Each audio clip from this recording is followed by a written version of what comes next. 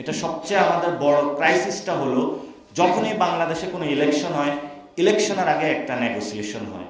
সেই নেগোসিয়েশনের সাথে ভারতের সামনে গিয়ে সবাই নিজের মেরুদণ্ডটা বিক্রি করে আসে। এই বিএনপি সরকার ইলেকশনের আগে ভারতের কাছে মেরুদণ্ড বিক্রি করে দিয়েছিল। ফলত যখন আমাদের এই দক্ষিণ এশিয়াতে এত এত বড়গুলো ঘটনা ঘটছে, তারা ভারতের সামনে এবং দিল্লির সামনে কোনো কড়া বার্তা দিতে অক্ষম হচ্ছে। এই অক্ষমতার জায়গায় যদি তারা দেয়, তাহলে আমরা তাদেরকে বলবো তারা আসলে জাতীয়তাবাদী পলিটিক্সের আড়ালে ভুয়া জাতীয়তাবাদী। তারা কোনো জাতীয়তাবাদী ব্যক্তি এই ধরনের রাজনীতি কখনো মেনে নিতে পারে না। আর কৃষি ব্যবস্থার নতুন একটা জায়গা তো আপনারা দেখেন যে আমাদের গরুর উৎপাদন। সীমান্তে গতকালকে আমি গিয়েছিলাম, সেখানে যাওয়ার পথে পুলিশ আমাকে ঢুকতে দিবে না। আর ভাই, আমি তো বাংলাদেশের মধ্যে যেতে চাই। বাংলাদেশের মধ্যে যদি আমি যেতে না পারি, তাহলে এটা বাংলাদেশের যারা সরকার আছে তাদের জন্য একটি লজ্জার একটি বিষয়। তারা ভয় পায় যে সীমান্ত গেলে কোনো উত্তেজনা সৃষ্টি হবে।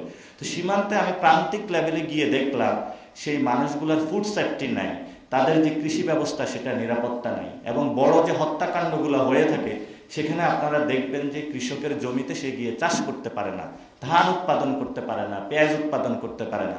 বাংলাদেশের ভূমি সেখানে উৎপাদন কৃষক বঞ্চিত হচ্ছে। তো গতকালকে একটি ঘটনা দেখে আমরা আশান্বিত হয়েছি। এক বিএসএফ সদস্য বাংলাদেশে গরু চুরি করতে এসেছে, তাকে গ্রামবাসী ঐক্যবদ্ধ ধাওয়া দিয়েছে। তো সামনেও যদি ভারতীয় এই ধরনের শুভেন্দু অধিকারী থেকে শুরু করে মোদির মতন চোর, বাটপার, চিটার যারা আছে, তারা যদি বাংলাদেশের মানুষের ক্ষেত্রে কোনো বাংলাদেশের অর্থনৈতিক, রাজনীতি এবং সংস্কৃতি যদি চুরি করতে আসে, তাহলে আমরা 18 কোটি মানুষ ঐক্যবদ্ধ হয়ে তাদেরকে দৌড়ানি দিতে হবে, যাতে সাউথ এশিয়া থেকে তাদের নিশ্চিহ্ন হয়। সে ব্যবস্থা এই মানুষগুলো করতে হবে। লাস্ট যে কথাটা বলে শেষ করব, আপনারা অনেকক্ষণ ধৈর্য ধরে আছেন। এটা দক্ষিণ এশিয়া বাংলাদেশ রাষ্ট্র স্বাধীনভাবে টিকে আছে, এটা পৃথিবীর অন্যতম একটা আশ্চর্যের বিষয়।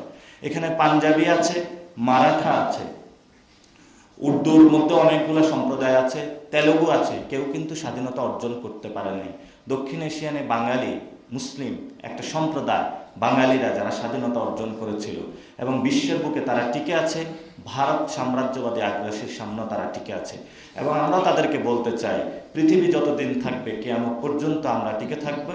বাংলাদেশের 18 কোটি মানুষ আমরা দরকার হয় না খেয়ে থাকবো, কিন্তু তোমাদের সামনে কখনোই আমরা মাথা নত করব না। এটা আমরা অতীতেও বলেছিলাম, ভবিষ্যতেও বলবো, এবং আশা করি সরকার বাংলাদেশের এই পালস, মানুষের যে জীবনের যে চাহিদা, আকাঙ্ক্ষা, সেটা বুঝেই রাজনীতির দিকে আগাবে, এবং তাদের যে মার্কা হাওড়ের মধ্যে পানির নিচে তলিয়ে গিয়েছে, সে মার্কা তারা উদ্ধার করে কৃষকদেরকে মুক্তি দিবে।